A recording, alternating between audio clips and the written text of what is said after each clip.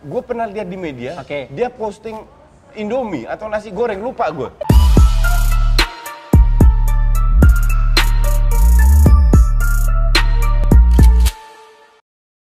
Oke, gue udah sama Coach Justin. Di sesi berikutnya diskusi kita tentang futsal ya Coach ya? Ya. Kali ini kita akan ngebahas tentang gaya hidup. Gaya hidup. Gaya hidup pemain futsal di Indonesia ya Coach. Gue sih suka banget merhatiin belakangan, terutama nih urusan sosial media sih Coach ya, yang mau gue concern banget sih. Sebenarnya banyak juga, gue kesian juga sih sama para atlet ya. Misalkan dia abis main kalah, terus update story atau update status, itu isinya dikata-katain Coach sama netizen. Mereka bilang bahwa lu pemain bukannya seriusin timnas atau nyesel gimana kayak gitu. Itu gimana sih Coach? Netizen kan banyak kardus. Netizen kardus. Jadi jadi itu emang sebuah risiko. Jadi kalau lu bicara gaya hidup itu ada dua. Ada dua, oke. Gaya hidup ini kan gaya hidup dia sebagai atlet, makanan dia, istirahat dia, gaya hidup sebagai seseorang yang benar-benar menjaga tubuhnya. Menjaga tubuhnya. Okay? Jadi nggak ngerokok kayak gue karena gue pelatih bukan pemain. Kedua, gaya hidup yang zaman sekarang yang disebut teknologi itu. Ya, oke, kita harus bahas satu-satu. Jangan campur. Gue mulai dengan gaya hidup jaga tubuh. Jaga tubuh. Gue kan dari 2004 sudah terlibat di futsal sampai 2013. Termasuk liga mahasiswa, termasuk klub profesional, jadi all. Tiap kali gue ke luar negeri, selalu pemain itu bawa makanan sampah. Makanan yang tidak bernutrisi. Teri lah, sambal lah, mie lah, Indomie, pop mie lah, whatever lah. Oke. Itu udah jelas-jelas salah. Oke. Kedua, gue lihat orang Indonesia ini kalau dikasih atlet, gue nggak mau bahas atlet lain, hanya futsal yang gue kenal. Futsal yang lo kenal. Kalau lu kasih 1 juta untuk makanan sehat seminggu, yang ada dipakai cuma 200.000, sisanya buat beli pulsa lah, buat apa. Ini fakta. Faktanya gitu kan? Lu bisa ketawa, tapi ini fakta. Oke. They don't care about gaya tubuhnya. Dan ini akan imbasnya ke timnas, ke kompetisi dan lain-lain. Dan gue tidak melihat banyak klub yang juga peduli dengan itu. Oke. Ada ahli nutrisinya di tim gitu ya Coach? Ahli nutrisi. Gue pernah lihat BTS. Salah satu contoh bagus di mana mereka kelola atletnya dengan benar. BTS ya? Ya, BTS Surabaya. Dengan gym dan lain-lainnya. Itu bahkan di sepak bola gue dengar pun banyak yang tidak nge-gym juga pemainnya. Ini suatu contoh aja. Yang gue tidak mau merubah sebuah paradigma yang sudah ratusan tahun. Di Indonesia ini gue itu dikritik karena minum Coca-Cola. Oke? Akhirnya gue kesel kan? Iya, oke. Gue umur 51 tahun. Oke. Walaupun tampang gue masih muda. Tapi gue jujur, gue harus ketok, gue tidak pernah sakit. Gue sehari minum seliter cola. Buset, seliter Tanya cola. Kan kok bisa begitu? Akhirnya gue research. Tapi lu suka ini dulu baru riset kan? Riset baru-baru aja. Oh, baru-baru aja. Sebelumnya lu yang penting suka aja kan? Yang penting suka aja. Makanya gue pertanyakan kenapa gue nggak sakit-sakit, kenapa gue fit dan apa, bahkan orang umur 50 tahun banyak yang nggak main bola, gue masih bisa lah ya, bisa ngikutin, bukan enak aja bisa aja, gue gocek tuh, gue kolongin tuh pemain muda.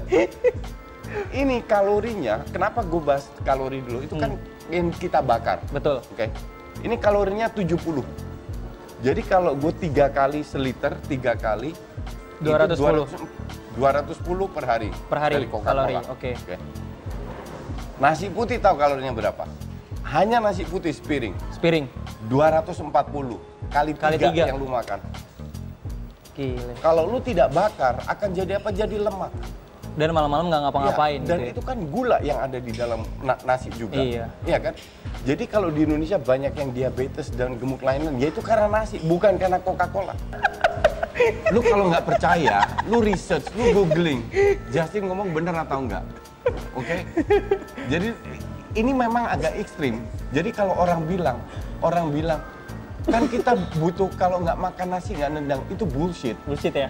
Itu bullshit. Yang lu butuhkan apa? Karbohidrat. Karbohidrat sementara bisa didapetin dari sayur, kentang, roti, macam-macam. Oke. Dan pemain ini masih sukanya makannya nasi ya gitu ya. Di samping nasi, makan Indonesia ini paling enak, termasuk enak di dunia. Di dunia. Bukan di Asia, di dunia. Rendang dunia. All. Iya. Contoh, rendang. Betapa jahatnya rendang. Iya, oke. Ngerti nggak? Oke. Di situ kita nggak ngelihat. Oke. Kebetulan nih, gue bersyukur, gue kenal Ade Rai tahun 2000-an. Oke? Dia kasih gue masukan. Jadi kalau mau makan protein, kalau habis latihan kan lu butuh proteinnya gampang. Contoh sate, kuah. Banyak hal yang lu bisa konsumsi yang sehat. Oke. Jadi bukan rendang memang daging, tapi kan banyak yang tidak sehat. Gorengan dan lain-lain. Itu kan apalagi namanya nasi goreng, Indomie, itu sampah. Itu benar-benar sampah yang nggak bagus sama sekali buat badan lu. Oke. Dengan kata lain, gaya hidup atlet yang tadi kita bahas itu adalah salah satunya adalah ngejaga makanan. Dan juga di timnya kalau bisa menyediakan ahli nutrisi untuk ngontrol makanan yang masuk ke perut pemain. Gitu ya Coach ya? Iya. Timnas waktu lu pegang ada nggak? Ini gue kasih lu cerita. SEA Games, tim gue nginep di hotel atlet. Oke, sana ya. Ya, hotelnya ada satu gue lupa SEA Games tahun berapa. Pokoknya di hotel, satu lantai all atlet semua. Oke. Gue masuk kamar isi 3 orang satu kamar. Oke lah. Oke. Gue lihat, gue buka, kan gue cek. Gue bilang gue tidak tinggal sini, tapi gue cek. Karena gue tinggal di Kuningan dekat. Ini kok nggak ada ventilasinya. Jadi alasan mereka nggak mau atlet jemur baju di luar. Oh. Jadi nggak ada ventilasi sama, kena. You know apa yang terjadi? Ade Lesmana kena cacar air. Jadi gimana alasan hotel itu nggak ada ventilasi supaya nggak ada jemur baju? Nggak ada jemuran deh. Jadi nggak ada, pokoknya. Jadi nggak sinkron ya antara hotel sama kebutuhan pemain gitu? Pokoknya nggak ada ventilasi sama sekali. Dan terjadi Ade Lesmana kena cacar air. Satu lantai yang belum pernah kena cacar air, kena cacar semua, ketularan. Satu, kedua. Itu nggak sinkron dong berarti konsep? Memang nggak sinkron. Kedua, gue makan di kantin. Gue lihat makan apaan nih? Sampah semua ini. Nggak ada sehat-sehatnya. Gue komplain ke orang Menpora langsung. Oke. Oh, kantin hotel atlet? Kantin hotel atlet. Gue komplain ke hotel Mas Win, gue masih ingat namanya. Very good guy. Oke. Mas Win, ini bukan makanan atlet dan kita harus 6 bulan, 9 bulan di situ, lupa lah. Ini bukan Mas Win protes ke hotel. Kenapa tidak disediakan makanan atlet sesuai yang diinginkan? Tahu alasannya apa? Alasannya? Duitnya nggak cukup. Pas. Ujung-ujungnya duit ya, ujung-ujungnya duit gitu kan. Yang gue bisa lakukan adalah menghindari sesuai dengan power gue sebagai pelatih. Yaitu turun ke bawah, itu kan banyak warung, ya kan? Warung. Gue bilang pemain gue lihat lu di satu warung ini, di warung di sini, lu nggak usah makan, lu nongkrong aja, langsung gue pecat. Karena bahaya banget di warung bawah itu ya? Karena makan nasi goreng dan lain-lain. Dan tapi di setiap kamar gue sediakan buah-buahan dan roti. Widih, kelas. Ngerti nggak? Iya, Jadi iya. di bawah tidak ada satu atlet futsal pun. Oke. Hal ini tidak pernah dilakukan. Oke, sampai sekarang bahkan. Dan sekarang gue nggak tahu. Ya? Dan banyak atlet lain yang nongkrong di bawah makan nasi goreng dan lain-lain. Itu jadi gimana ya coach? Jadi bener-bener kalau lo jadi atlet, apalagi timnas ya, lo menyerahkan semuanya tuh buat negara gitu ya? Buat negara, lo tubuh.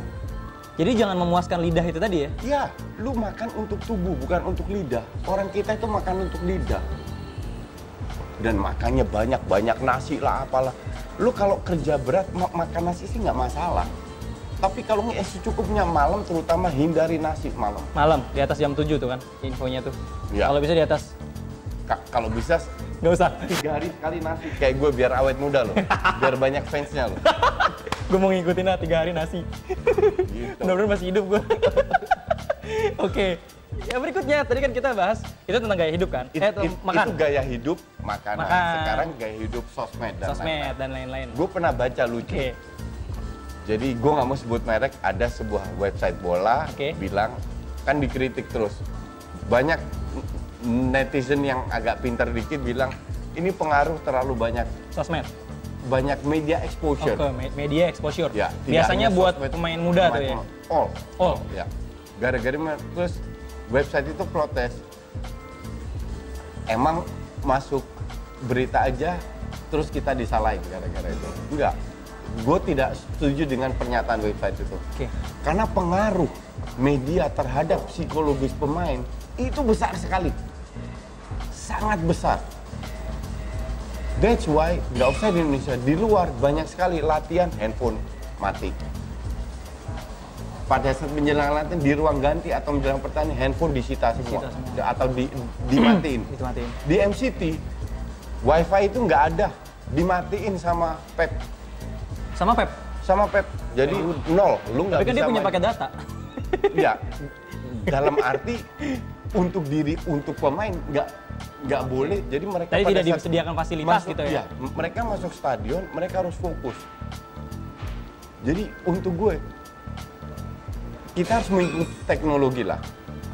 Lu tidak bisa larang pemain-pemain ini tidak di-endorse. Lu tidak bisa larang pemain-pemain ini, bukan masalah duit. Karena ini masalah gaya hidup yang harus diikutin. Ngerti nggak? Nggak bisa dilarang. Tapi harus tahu porsinya dan itu bisa dilakukan dengan edukasi. Semua pemain di Eropa, pemain profesional itu dapat kursus dalam media kursus namanya. Dalam menghadapi hal-hal seperti itu gimana? Kan kita enggak. Kita belum kayaknya. Kita enggak. Tapi harus dan dibuat itu harus dilakukan sehingga sosmed ini tidak menjadi bumerang tapi menjadi hal yang positif. Betul. Gue tuh kemarin sempat denger katanya pas pelatih Vic Heman kalau nggak salah. Jadi pas pengen berangkat timnas tuh HP semua dimatiin gitu coach. Gue sempat denger itu deh. Tapi nggak tahu. Zaman gue pun setahu gue juga begitu. Kayak gitu ya coach ya? Jadi pada saat makan kita makan bareng, duduk bareng, selesai bareng. Oke. Jadi sebenarnya nggak ada yang salah. Itu nggak boleh dinyalain handphone, nggak boleh main handphone. Jadi sebenarnya nggak ada yang salah dengan mereka memiliki sosial media kan? Nggak ada yang salah. Sama sekali tidak. Nggak bisa disalahkan. Dan ada korelasinya nggak antara dia terlalu sering posting dengan prestasi yang dia punya gitu coach? Gue kasihan coach soalnya. Lu tidak bisa pukul semua sama rata. Oke. Karena tingkat kedewasaan setiap individu itu berbeda. Oke. Dan tingkat kedewasaan tidak berdasarkan umur. Umur itu bukan parameter. Yang 17 bisa jauh lebih dewasa daripada yang 29. Itu fakta, itu pengalaman gue. Jadi setiap individu harus tahu apa yang dia lakukan. Kalau dia kebetulan ganteng, keren, medianya exposure bagus, dapat banyak endorse, nggak ada masalah.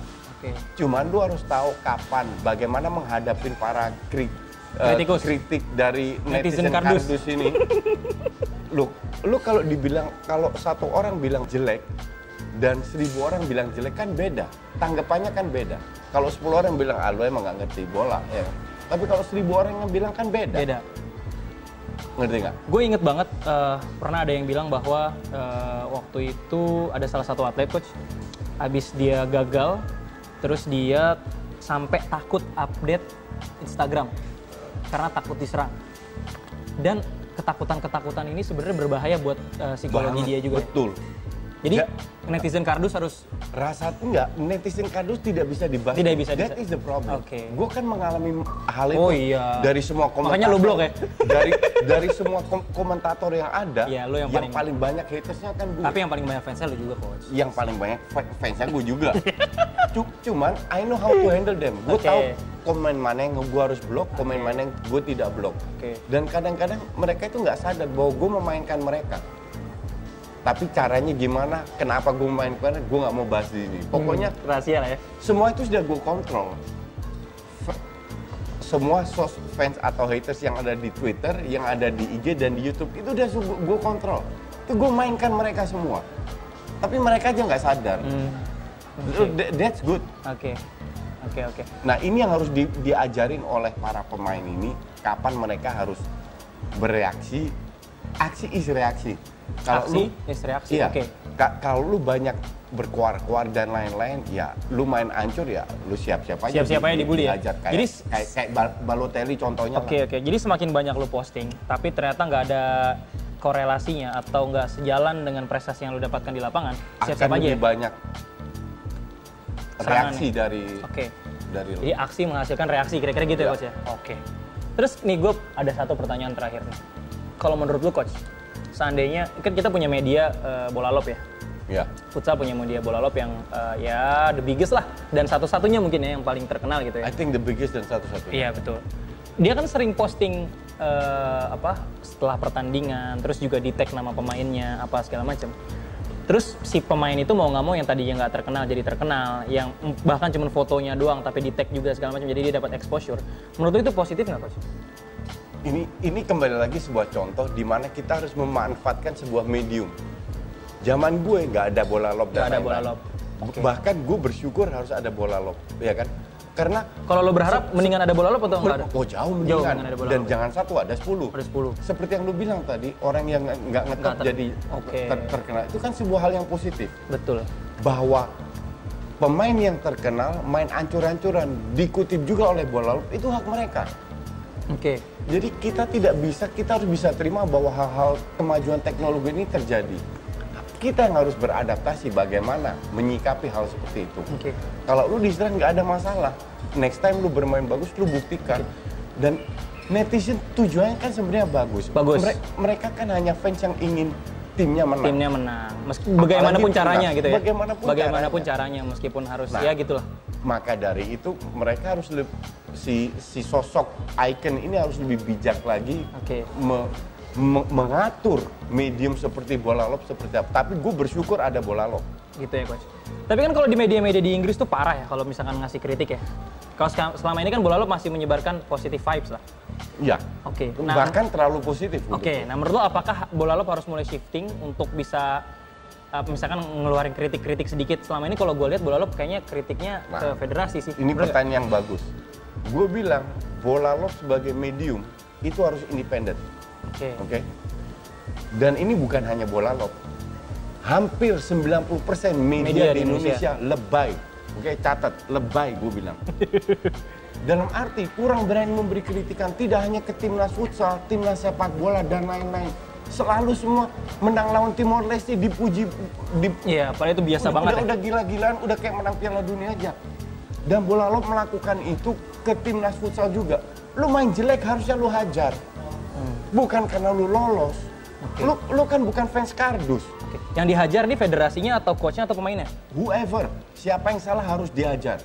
Jangan cuma federasi terus yang dihajar. Pelatih dihajar, pemain dihajar.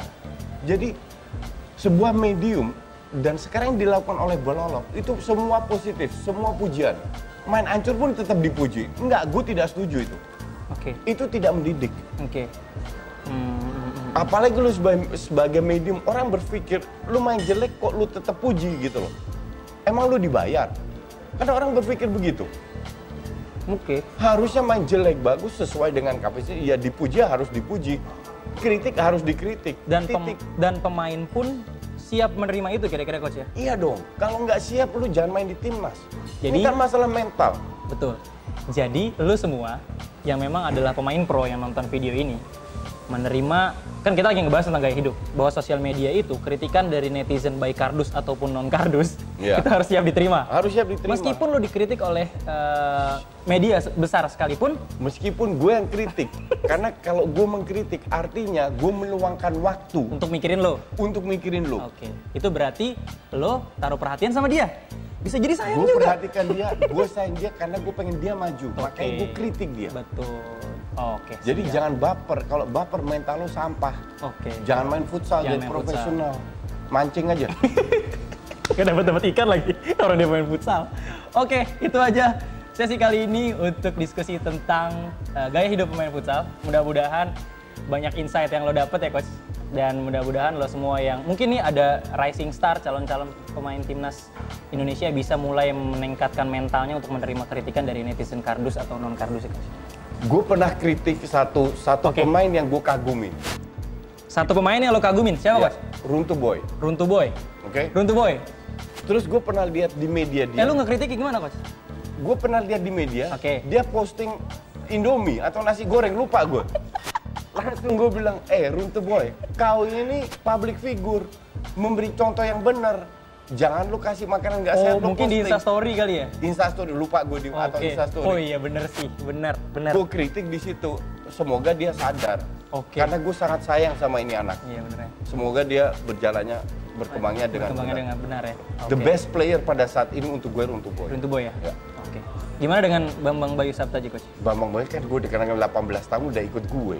Oh gitu, Coach? Dari nol dia dari ikut gue. Oh gitu? Dari MFC amatir sampai Oh, iya, AMFC dulu senior di terus PLN. Iya. Kan anak-anak buah gue dari nol.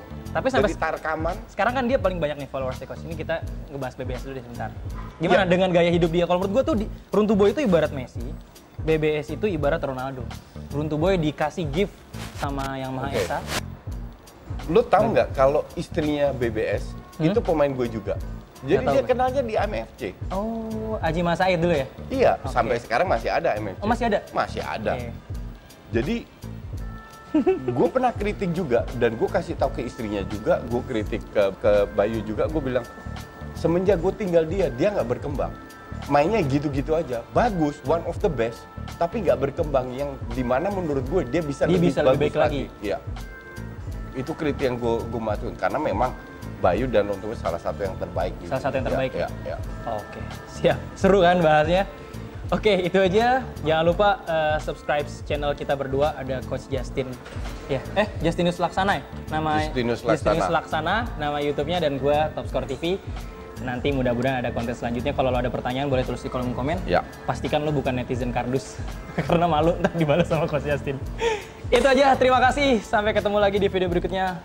Bye-bye.